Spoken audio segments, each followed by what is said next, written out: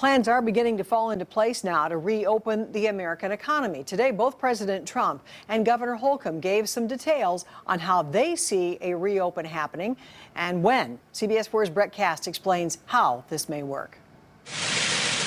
Today, the president outlined his plan to reopen the American economy, saying the worst is behind us. Based on the latest data, our team of experts now agrees that we can begin the next front in our war. The plan will happen in phases on a state or county basis after states see steady progress in symptoms, cases, and hospital resources. In order to even consider getting into the phasing, you have to pass a hurdle. The first phase would start after 2 weeks of a decrease in cases and would still promote telework and limit non-essential travel.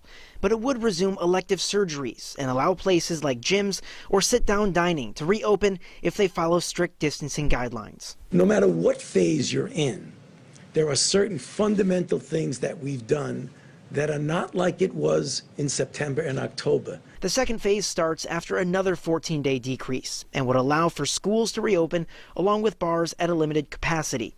Then after another 14 days, the third phase would open all businesses and allow visits to senior homes, but still encourage Americans to limit time spent in crowded places. It won't go from 0 to 100, or it won't be like flipping on a light switch. As for when this could start in Indiana, Governor Holcomb didn't give a date, but said it's coming soon. I'm not putting a May 1 date out there, or May 2, or May 7, or May 8, but we are thinking early May. Governor Holcomb, along with the governors of Michigan, Illinois, Wisconsin, Minnesota, Ohio, and Kentucky, are working together as a region, hoping to hit the ground running come May. But in the meantime, underneath the surface of the water, there's a lot of work that's happening. Brett Cast, CBS 4 News.